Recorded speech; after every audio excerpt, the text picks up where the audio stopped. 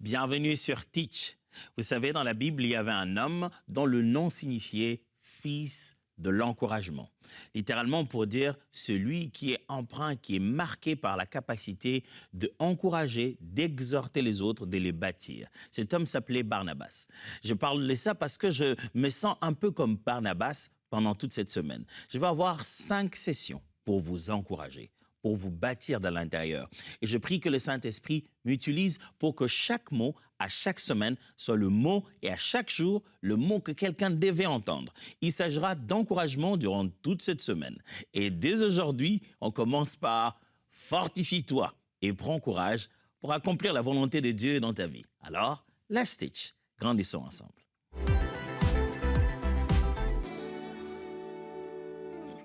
Lorsqu'on entend « fortifie-toi et prends courage », c'est très facile de s'en souvenir. Ça se trouve dans les livres de Josué.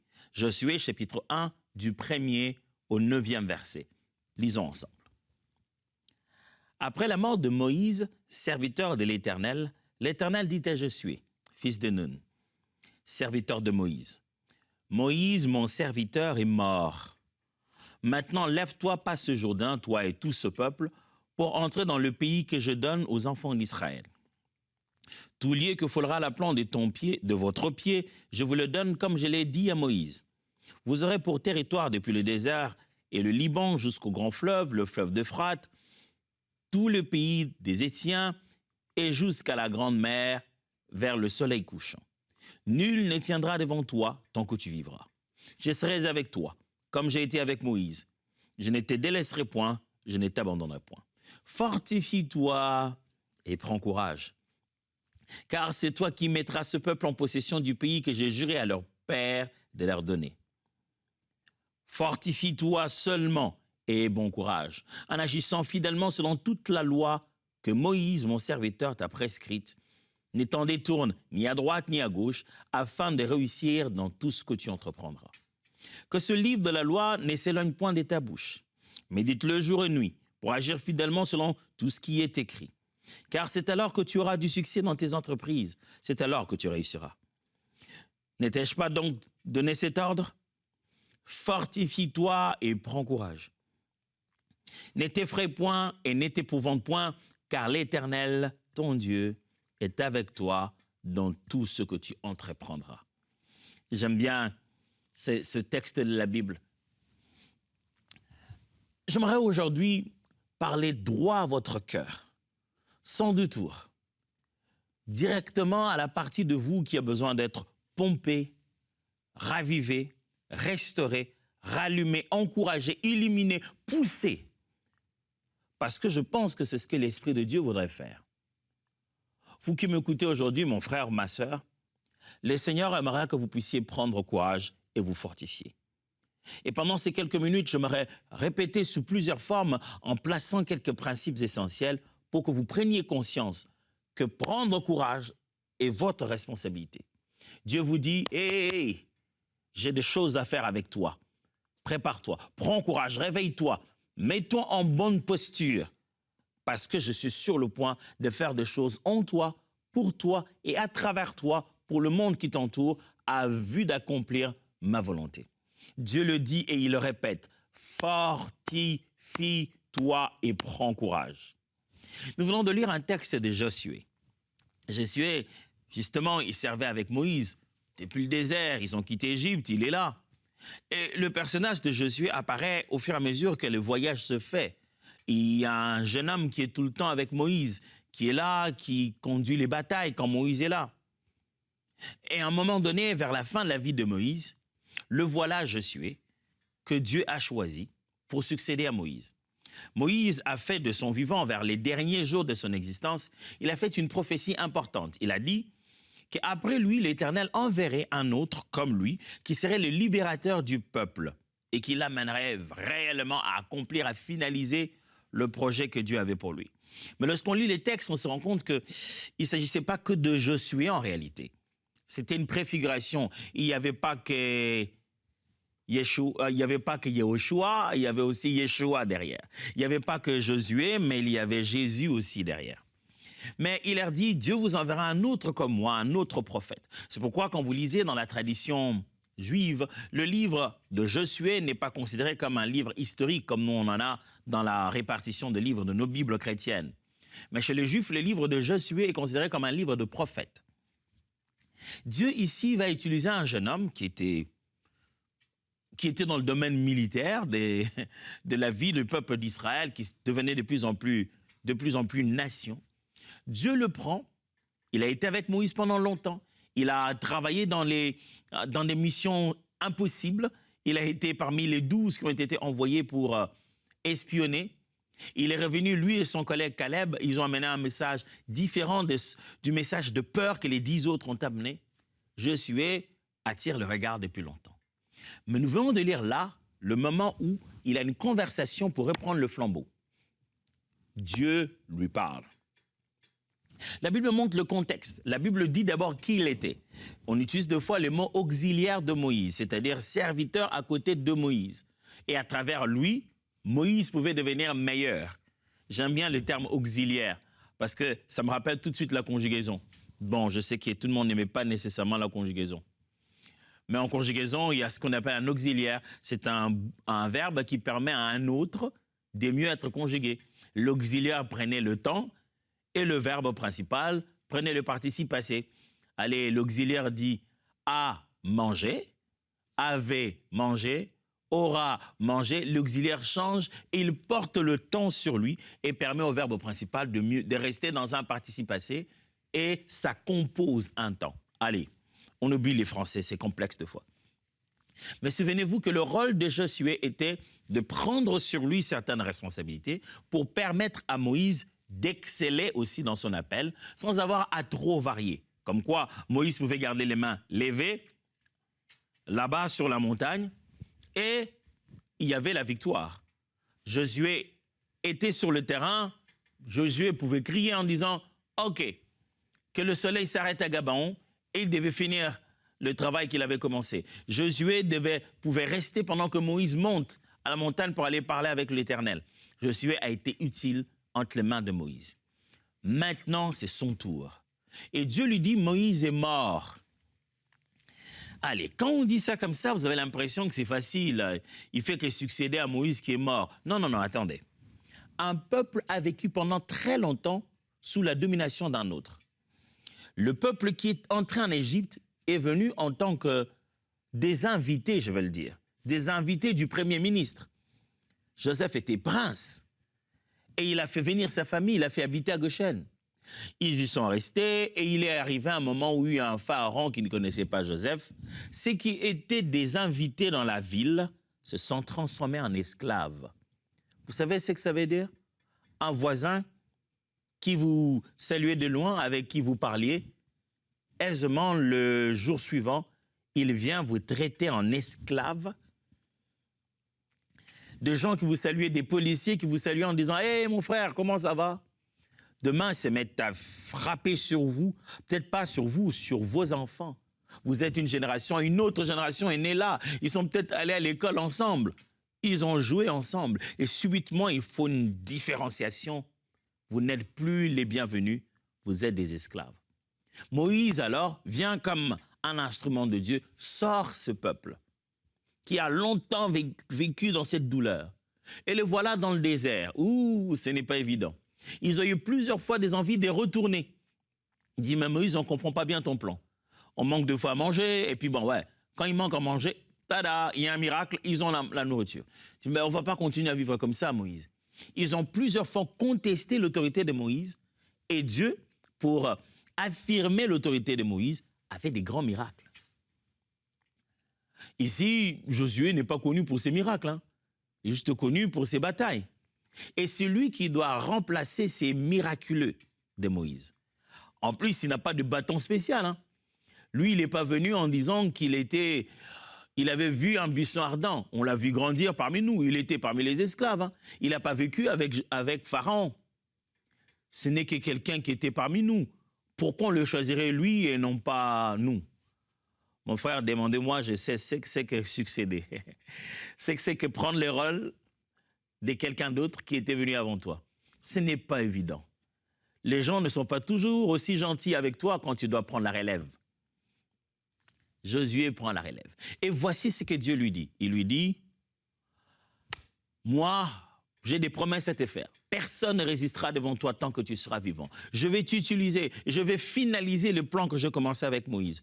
Ça ne va pas être la même chose. Il n'y aura plus de mer rouge, il n'y aura plus d'eau à transformer en vin. Ton histoire va être différente, mais je serai avec toi. Ça, c'est ce que moi, je te promets. Mais voici ce que toi, tu dois faire de ton côté. Fortifie-toi et prends courage.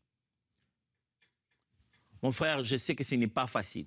Je ne sais pas où tu te trouves maintenant. C'est peut-être ton tour maintenant. C'est sur toi que l'espoir de toute la famille repose. On t'a envoyé aux études, loin de ton pays natal. Tu es peut-être le seul à travailler dans toute ta famille. Et tu ressens le poids. Et tu te dis, pourquoi moi? Vraiment, pourquoi je dois vivre tout ça? Dieu, pourquoi tu n'en donnerais pas à chacun? Et tu te poses la question, pourquoi je suis leader? Et tu as comme l'impression que les gens préfèrent encore te garder à cette place-là pour continuer à te jeter des pierres. J'aimerais t'encourager aujourd'hui, ma sœur. Fortifie-toi.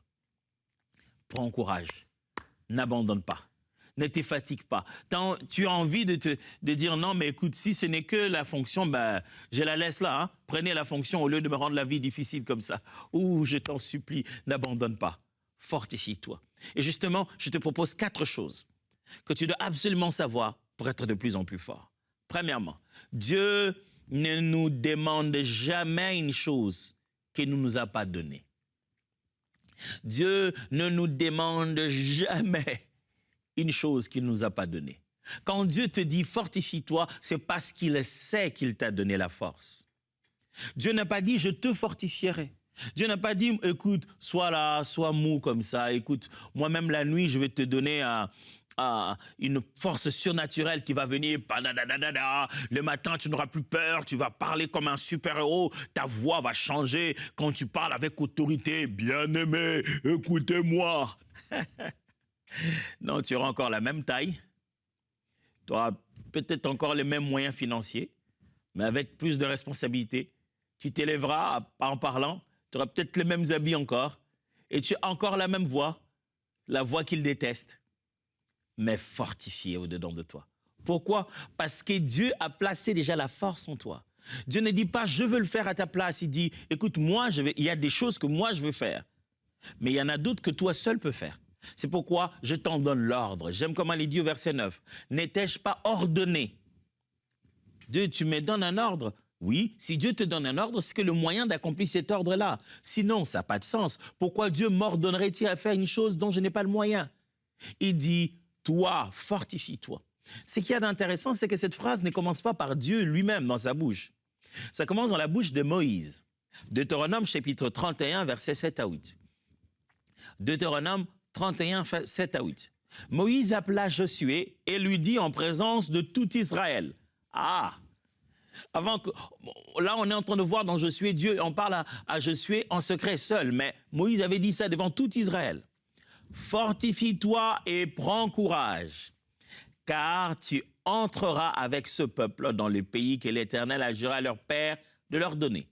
Et c'est toi qui les en mettras en possession. L'Éternel marchera lui-même devant toi, il sera lui-même avec toi, et il ne te délaissera point, et ne t'abandonnera point, ne crains point, et ne t'effraie point. Mot pour mot, les mots qui sont sortis ici de la bouche de Moïse, dans Deutéronome 31, sont les mêmes mots que Dieu répète dans Josué chapitre 1, directement à Josué. Si Moïse me dit de me fortifier, peut-être qu'il ne me connaît pas bien. Il me dit de me fortifier parce que ce n'est qu'un être humain. Après qu'il m'ait dit ça, je vais chercher Dieu. Dieu va me fortifier. Tu vas voir Dieu. Dieu encore te dit exactement la même chose que Moïse. Il dit, écoute, fortifie-toi. Alors, j'aimerais te le dire aussi. Fortifie-toi. Que les patrons aient dénigré le travail que tu as fait et disent, mais c'est quoi ça? Fortifie-toi. Je t'en supplie, fortifie-toi. Dieu a placé en toi suffisamment de force. Comment on le fait, pasteur? Eh bien, on rentre dans sa chambre, on dit, je suis la tête, non la queue. Je ne suis pas un hasard. Dieu a prévu un plan merveilleux pour moi. Il m'a créé avec un but. Je ne suis pas un perdant. Dieu a des projets pour moi. Deviens fort parce que Dieu ne te demandera jamais ce qu'il ne t'a pas donné. Regardez ce qui se passe dans Juges, chapitre 6, versets 14 à 5. Un homme appelé Gédéon, Dieu le rencontre pour lui donner une mission. Et après cette conversation, vous connaissez Gédéon, il a des questions, il s'est plaint, Dieu, si tu étais là avec nous, mais pourquoi on vit tout ça? Mais écoutez ce que le Seigneur lui dit dans Juges chapitre 6, versets 14 à 15. L'Éternel se tourna vers lui et dit, « Va avec cette force que tu as. » Wow. Un C démonstratif. Il dit, il pointe du doigt la force en question. C'est ce que ça signifie dans le langage, il dit, va avec cette force que tu as et délivre Israël de la main des Madians. N'est-ce pas moi qui t'envoie? Gédéon lui dit, ah mon Seigneur, avec quoi délivrerai-je Israël? Voici ma famille est la plus pauvre à Manassé et je suis le plus petit dans la maison de mon père. Quand Dieu dit la force que tu as, Gédéon lui parle de plus petit dans la maison de son père et plus pauvre en Manassé. Gédéon pense que la force signifie les moyens financiers et que la force signifie l'âge ou la carrure et les capacités physiques. Il dit, je suis le plus petit de la maison de mon père et nous sommes de la tribu la plus pauvre. Je n'ai pas d'argent et je n'ai pas de force physique. Mais Dieu dit, va avec cette force que tu as. Il a vu ça quelque part. Mes amis, Dieu ne se trompe pas. Il t'a choisi comme ça avec ta taille, avec ton teint, avec ton ignorance. Il connaît de quoi tu es fait. Mais que les faibles disent, je suis fort. Et que le pauvre dise, je suis riche. Parce que Dieu se prépare à faire des grandes choses avec toi. Arrête de te regarder comme il te regarde. Quand tu jettes un œil sur le miroir, dis-toi, je te rends grâce que tu aies fait de moi une créature si merveilleuse. Si je n'étais pas utile, je n'allais pas encore me réveiller ce matin. Tu as des choses à faire avec moi et je suis préparé pour ça, équipé pour ça. J'ai été créé, conçu pour de tels moments. Fortifie-toi, mon frère. Dieu ne te demandera pas ce qu'il ne t'a pas donné. Deuxièmement, force et courage sont obligatoires dans le plan de Dieu à travers nous. Force et courage sont obligatoires dans le plan de Dieu à travers nous. C'est ce qui se répète ici pour Josué. Moïse lui dit la même chose.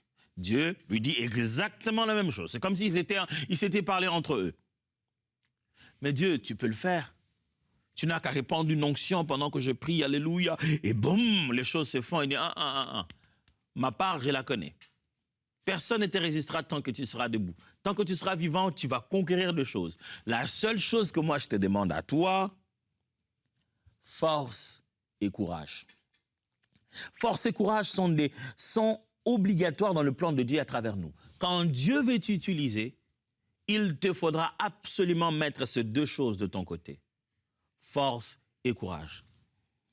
Qu'est-ce que tu veux dire, pasteur? Dois-je commencer à aller au sport et commencer à faire des sauts, soit à l'élastique comme ça, là, faire des sports, des montées d'adrénaline pour montrer que je suis courageux? Non, si tu veux bien aller au sport, ça serait super, c'est une bonne idée. Mais ce n'est pas de force que je parle, physique d'abord, mais de force de caractère. La capacité de rester persévérant, de cogner plusieurs fois au même endroit jusqu'à ce que ça tombe. La capacité de maintenir les bonnes routines, de faire la même chose tous les jours comme une routine, mais c'est la bonne chose à faire. La force de revenir le lendemain au même endroit où on a échoué hier, en regardant comme si rien ne s'était passé. La capacité à se relever, à s'époussiéter, et à ne pas s'occuper des rires des gens autour de soi et à continuer son match. Dans un terrain de football ou de soccer, si vous voulez, combien de fois le joueur ne tombe-t-il pas? Tombe. Deux fois même, certains tombent pendant qu'on ne les avait pas vraiment cognés. Quand vous regardez les footballs, ça fait rire. On l'a à peine touché, il plonge. Mais après, il se relève. Imaginez-vous un goalkeeper, un gardien de but. On vient, on marque le premier but. Il est touché, il dit « Oh, mais comment j'ai pas pu attraper le ballon ?» Mais s'il se démoralise, il y a encore 40 minutes à continuer ce match. 30, 20. Il faut qu'il se relève en se disant « Le prochain ballon, je vais l'attraper. » Ah, mais tu n'as pas attrapé le premier. Ça, c'est une autre histoire. Là, je suis concentré pour le prochain ballon. Alors, j'aimerais dire à quelqu'un, concentre-toi pour le prochain ballon. Ce n'est pas parce qu'un but est entré que tu vas nécessairement perdre le match. Concentre-toi sur le prochain ballon. Courage, force et courage sont obligatoires. Force de caractère, mais aussi courage. Le courage, ce n'est pas le fait de ne pas avoir peur. Le courage, c'est le fait de continuer à avancer avec sa peur-là. Tiens, justement, c'est ça le troisième point. Troisième point, le courage est une résolution intérieure pour braver sa peur. C'est ce que Dieu demande à Josué dit. Il dit, sois fort, mais sois aussi courageux. C'est-à-dire, prends une résolution intérieure en toi-même de continuer à faire ce que tu dois faire, même quand tu as peur. Je me souviendrai que j'étais très petit, il ne faut pas rire de moi, hein, j'étais petit, j'étais très petit. J'étais très petit et chez nous, à l'époque, au Congo d'où je viens, à l'époque c'était Zaïre, il y avait, chaque fois qu'on passait les informations, les news, le journal télé, on les passait dans les 4 langues nationales. À part le fait de le passer en français, on le passait dans les 4 langues nationales.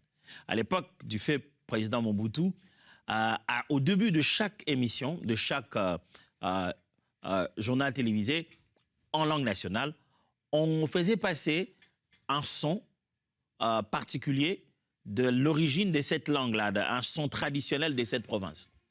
Soit on faisait, il y avait toujours des gens un peu habillés spécialement, traditionnellement. Je me souviens qu'il y en a un qui avait comme une sorte de trompette et qui faisait pou pou pou pou pou et il parlait. Et puis le président disait un mot et les informations commençaient. Et tout petit, quand j'avais une peur bleue de ces gens déguisés. Et chaque fois que les infos devaient commencer et que cette personne venait avec pou pou pou pou pou, quand je savais seulement que c'est sur le point de commencer, je fouillais. Même si on regardait la télé, là, j'ai quitté. Tout le monde savait que j'avais peur de ça. Un jour, je commis une bêtise. J'étais entre les jambes de mon père, comme ça, là, assis. On regardait, vous voyez, tout petit j'étais. Et je l'ai touché sur ses jambes et je me rendais compte qu'il avait des poils et je ne savais pas ce que ça voulait dire. J'ai voulu enlever. Ouais, je sais ce que j'ai fait. J'ai voulu prendre au moins une partie. Vous voyez, les poils étaient là. J'ai dit, je vais juste enlever. J'ai tiré les poils. Et mon père, ce jour-là, il a crié très fort. Ah! Je n'ai pas compris pourquoi il a crié. Je voulais juste en prendre un seul. Et j'avais une baffle. Bam! Le temps que je me rende compte que j'avais des étoiles dans l'air, c'était exactement ce moment-là que les infos commençaient. Je voulais fuir en même temps. Ah, c'était pas le bon moment. Mon père, il était super fâché. Il a dit, justement, tu fais que fuir cette affaire. Tu sais, tu vas regarder ça aujourd'hui. Il m'a remis entre ses jambes et a dit, regarde. J'avais d'abord mal à cause des baffes là et j'étais en train de pleurer et je regardais ça et j'avais l'impression que j'allais mourir. Ah, regardez, j'avais l'impression que si ça continuait, je vais mourir. Et puis je regardais et je me suis dit, j'avais peur de quoi? Mes amis, les choses qui nous font peur ne méritent pas de nous paralyser. Le courage consiste à affronter sa peur, même quand ça fait mal, mais ayant pris à l'intérieur une résolution que j'aurais peur, mais je veux le regarder. Mon histoire vous semble être drôle, ou peut-être aussi, ça vous... Allez, je ne sais pas comment chacun va prendre ça émotionnellement. Mais la morale dans ça, c'est que le jour suivant, sans qu'on m'ait frappé, sans qu'il y ait rien, sans que j'ai commis des bêtises, sans que j'ai tenté de couper les poils, c'était le moment de passer justement cet audio ou cette vidéo avant que le journal télévisé ne commence. J'étais sous le point de fuir et puis je me suis dit, mais après, la dernière fois, je l'ai regardé en pleurant. Il faut que je sache pourquoi je n'arrive pas à regarder. J'étais sur ma chaise en train de regarder, je tenais la chaise, mais j'étais là. Le jour d'après, je tenais moins la chaise, j'étais là. Le jour suivant, des fois, je regardais ailleurs, j'écoutais, mais j'étais là. Jusqu'à ce que c'est parti. Fortifie-toi, mon frère, prends courage. Pleure s'il faut le pleurer, il faut pleurer, mais sois là. Souffre s'il faut souffrir, mais sois là. Ne laisse pas la peur te paralyser. Ne reporte pas demain ce que tu es censé faire aujourd'hui. Ne laisse pas la peur t'empêcher de faire cette présentation. Tu as prié, tu as gêné. Dieu t'a donné l'occasion de t'élever devant les gens. Ne va pas dire que je ne sais pas parler en public. Va en public. Dis ce que tu peux dire en public et l'Éternel prendra à partir de là. Fortifie-toi. Prends une résolution intérieure de braver la peur. Et enfin, la quatrième chose que je vais partager avec toi aujourd'hui, comme un fils de l'exhortation. La prière collective et la prière en langue aident à nous fortifier. Je vous donne 2 astuces justement qui peuvent vous aider à bâtir l'homme intérieur, à ressentir cette force émanée de vous. Il y en a plusieurs, mais 2 astuces pour aujourd'hui. Apprenez à prier avec les autres. Pourquoi? Quand vous priez avec les autres, il sort des paroles qui vous fortifient. Il arrive des fois que les autres formulent des phrases qui sont juste ce qu'on avait envie d'entendre. Et pendant qu'ils parlent, tu dis « ouais ». Et j'aime comment Paul dit, si tu pries et que tu pries en langue dans l'assemblée, que celui qui est à côté de toi ne comprend pas ce que tu dis, comment va-t-il dire « Amen » à ta prière? J'aime bien ça. Comment va-t-il acquiescer ta prière? Comment va-t-il se dire « Je m'identifie à toi » Prie alors dans une langue intelligible quand tu es dans l'assemblée. Alors prends l'habitude de prier avec les autres.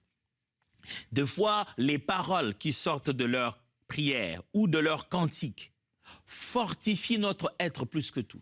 Je ne sais pas si ça vous est déjà arrivé de sortir d'un culte et de drainer durant toute la journée et même durant toute la semaine un cantique du culte que vous avez chanté le dimanche. Ce cantique-là vous est resté. Et vous rentrez même en ligne, vous allez encore écouter ce moment-là. Il vous a boosté. Mais à part ça, la grâce nous est aussi donnée de passer du temps à prier, même quand on prie seul, en langue. La Bible dit, celui qui prie en langue se fortifie, se bâtit, s'encourage. Prier en langue, c'est dire tout sans avoir besoin que ta mémoire ne comprenne, sans avoir besoin que ton intelligence ne saisisse. La beauté de la prière en langue, c'est que plus tu pries, plus c'est comme si tu vibrais au-dedans de toi. Tu ne sais pas ce que tu t'es dit à toi-même, mais on dirait que tu as dit à ton homme intérieur ce qu'il fallait qu'il entende. Et pendant que tu pries comme ça seul, ton homme intérieur est enflammé. Et si cela n'était jamais encore arrivé de prier en langue, je le crois maintenant, fais avec moi cette prière. Seigneur Jésus, merci de m'avoir donné ton esprit et de m'avoir rempli de ton esprit et de m'avoir donné gratuitement d'expérimenter les dons et les habiletés du Saint-Esprit. J'accepte ce parler en langue au nom de Jésus. Laisse-moi prier pour toi maintenant. Saint-Esprit de Dieu, mon frère, ma sœur, a atteint un niveau où il a besoin d'être fortifié. Dans ta parole, il trouve secours. Dans la prière entre les frères et les sœurs, il trouve secours. Mais pourquoi pas lui faire grâce aussi de parler en langue. Reçois ce parler en langue maintenant, au nom de Jésus. Maintenant, au moment où je parle. Reçois cela au nom de Jésus. Aujourd'hui, c'est le jour où tu te mets à parler en langue. Au nom de Jésus de Nazareth. Reçois cette capacité. Elle est gratuite. Elle est gratuite. Reçois-la. Dieu va te fortifier. Le Saint-Esprit va te donner une force qui dépasse ce qu'il y a dans ton intellect. Reçois ce don au nom de Jésus-Christ.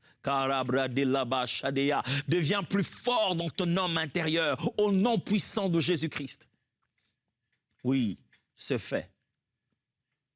C'est fait.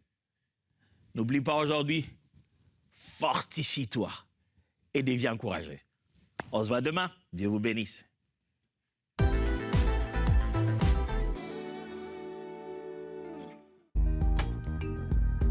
Merci à tous nos précieux partenaires grâce auxquels cette émission a pu être réalisée. Vous aussi, rejoignez la grande famille des partenaires d'EMCI TV en faisant un don sur emcitv.com/don.